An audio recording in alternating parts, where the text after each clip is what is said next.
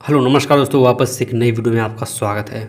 दोस्तों आज की इस वीडियो के अंदर हम लोग स्पेशली बात करने वाले हैं जहाँ पे भी पंचायत चुनाव हो रहा है, कोई भी स्टेट हो, चाहे वो उत्तराखंड हो चाहे उत्तर प्रदेश हो। मैं सभी जगह की न्यूज़ को कवर कर रहा हूँ यहाँ पे इस टाइम पे। तो ऐसे में एक बहुत बड़ी डिमांड आ रही थी, बहुत लोगों का कमेंट आ रहा था, कुछ ऐसी ट्रिक बताइए, कुछ ऐसी चीज़ें बताइए जो हमें पंचायत चुनाव लड़ने में हेल्प कर सकें। यानी कि जो स्पेशली उम्मीदवार हैं वो ये जानना चाहते हैं कि वो क्या क्या कर सकते हैं जिससे ग्राम सभा के अंदर, ग्राम पंचायत के अंदर उनकी काफ़ी अच्छी छवि बन जाए और लोग उन्हें ज़्यादा से ज़्यादा सपोर्ट करें, वोट करें और उन्हें पंचायत चुनाव में विजयी बनाएं।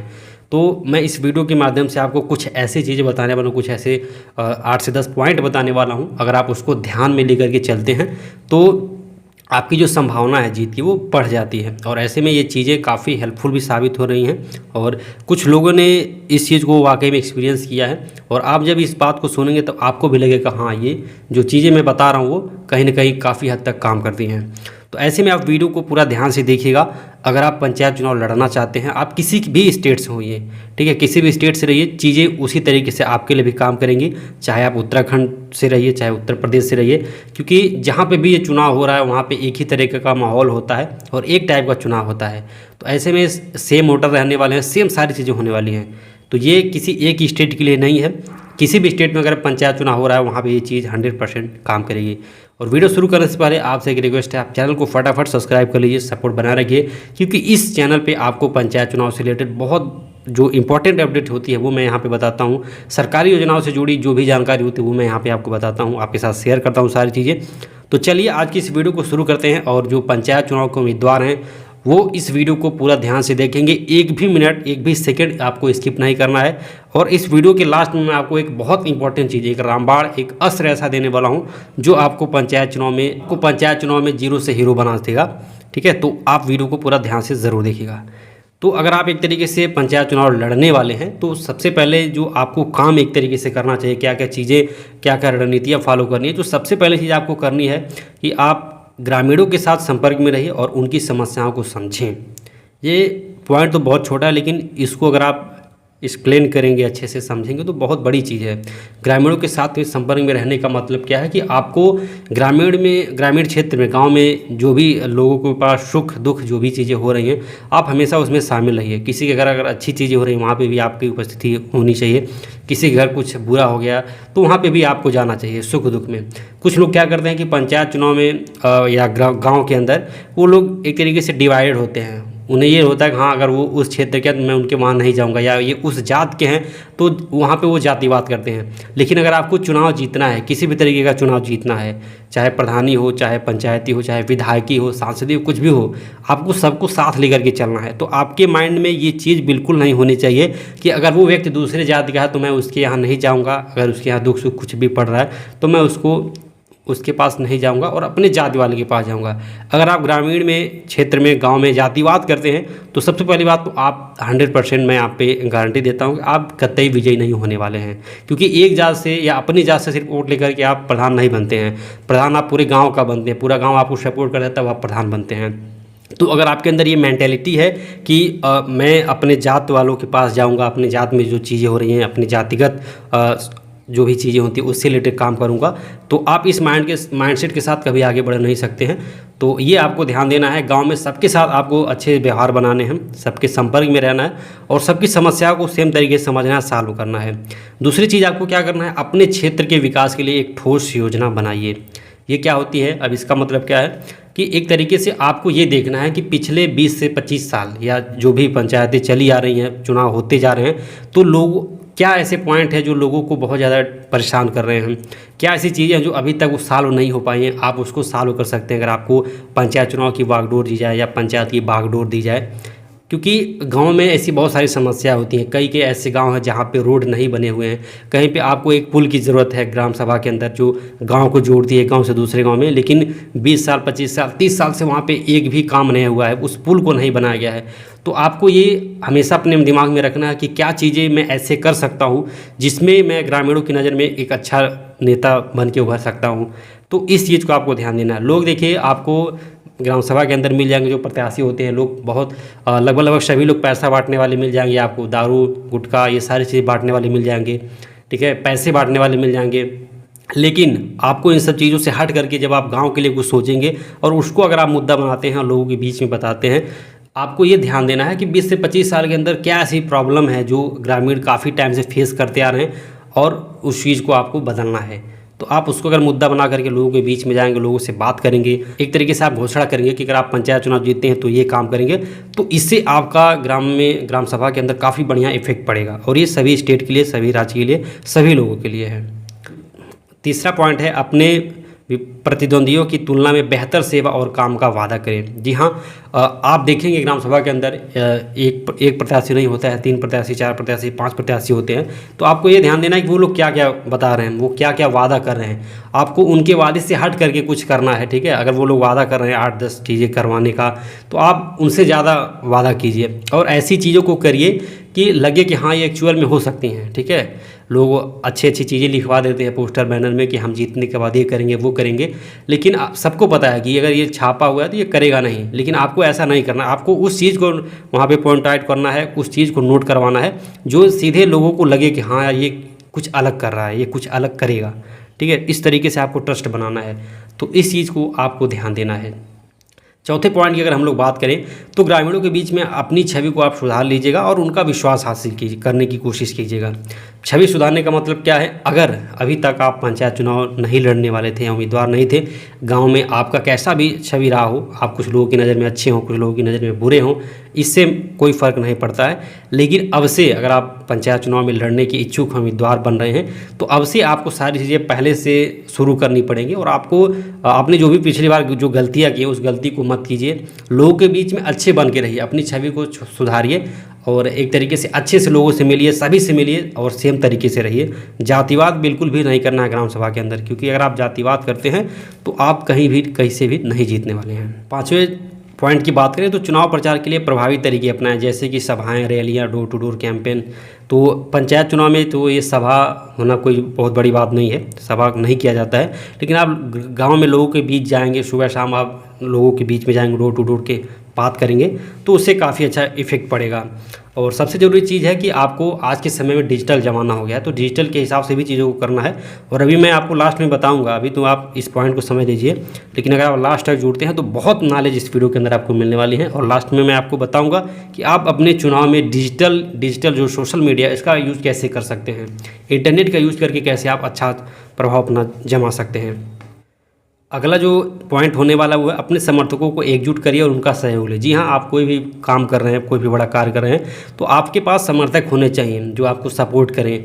आपको अपने समर्थक बनाने हैं, अपने मित्र हो गए गांव में आपके सपोर्टर जो हैं उनको साथ लेके चलना है, उनको एकजुट करना है, उनसे आपको पूरा सहयोग लेना है, क्योंकि वो आपकी टीम है, आपकी सेना है। तो आप अपनी सेना को जितना मजबूत रखेंगे उतना ज़्यादा इफेक्ट आपको पड़ेगा चुनाव में। क्योंकि कई बार ऐसा होता है कि जो समर्थक होते हैं वो खुश नहीं होते हैं उस प्रत्याशी से, तो जब समर्थक खुश नहीं रहेगा तो उस हिसाब से काम नहीं करेगा। तो ऐसे में आप ग्राम सभा के अंदर प्रचार चुनाव करिए, जो भी करना हो करिए, लेकिन आप अपने समर्थकों के बीच में ज़्यादा से ज़्यादा समय दीजिए। उनसे आप पूछिए कि उनको क्या प्रॉब्लम है, सबसे पहले उनकी प्रॉब्लम को सॉल्व कीजिए, उनकी समस्याओं को समाधान दीजिए, ताकि वो आपके बारे में लोगों को अच्छा बता पाएँ और अच्छे मन से आपका प्रचार कर पाएँ, तो इससे भी बहुत इफेक्ट पड़ेगा। अगली चीज़ है चुनाव के नियमों और कानूनों का पालन करें।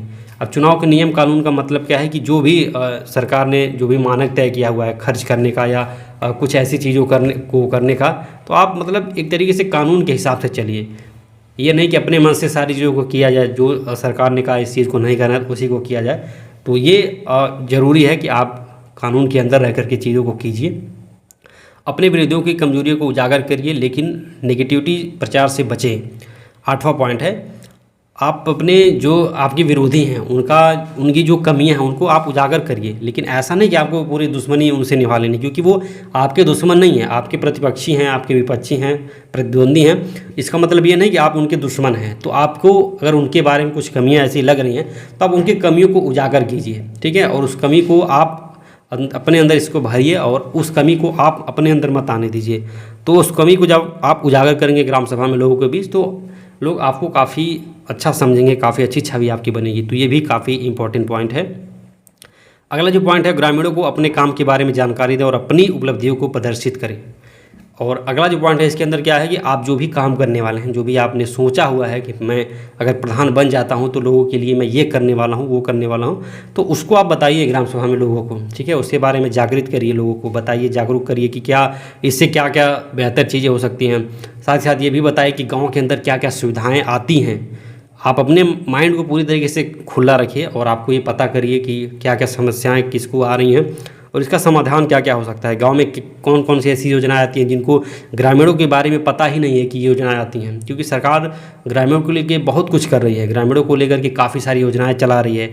तो उन योजनाओं के बारे में आप लोगों को बताइए कि इससे आपका ये फ़ायदा होगा, वो फ़ायदा होगा, तो इससे भी काफ़ी बढ़िया इफेक्ट पड़ेगा आपको पंचायत चुनाव जीतने में। और सबसे लास्ट जो पॉइंट है वो क्या है कि चुनाव के दिन मतदान केंद्रों पर अपने समर्थकों को तैनात करें और मतदाताओं को प्रेरित करें। तो ये जो पॉइंट है सबसे लास्ट का पॉइंट है। जब चुनाव होता है तो जितने भी एक तरीके से बूथ हैं, मतदान केंद्र है, वहाँ पे आपके समर्थक होने चाहिए और लोगों को आप मतदान करने के लिए जागृत करिए, क्योंकि गांव में देखा जाता है लोग बहुत ज़्यादा डिमोटिवेट हो जाते हैं कि कोई विकास नहीं हो रहा है, कुछ काम अच्छा नहीं हो रहा, तो हम लोग वोट ही डालने नहीं जाएंगे, हमारे एक वोट न डालने से क्या होगा। तो आपको बताना है कि एक वोट की कीमत कितनी होती है, एक मत की कीमत कितनी होती है, क्योंकि एक वोट से आदमी जीत जाता है, हार जाता है। तो इस तरीके से लोगों को जागृत करना है और ग्राम सभा के अंदर जिस दिन वोटिंग हो उस दिन आपको अपने वाहन लगा देने चाहिए। आप ले जा करके मतदान करवाइए, अपने समर्थकों का पूरा सहयोग लीजिए, उनसे आप कहिए कि जितने भी लोग मतदान करना चाहते हैं, चाहे वो बुजुर्ग हों, जो चलने में सक्षम हैं, जो लोग वहाँ पे नहीं जा सकते हैं मतदान केंद्र पे, तो आप अपने स्तर से उनका मदद करिए, उनको मतदान केंद्र तक ले जाइए। तो इन सब चीज़ों से काफ़ी अच्छा इफेक्ट पड़ेगा।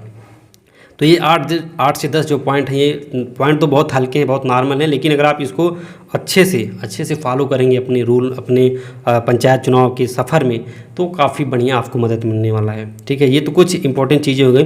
अब हम यहाँ पे बात करते हैं आप सोशल मीडिया और इंटरनेट का यूज़ कैसे कर सकते हैं पंचायत चुनाव में।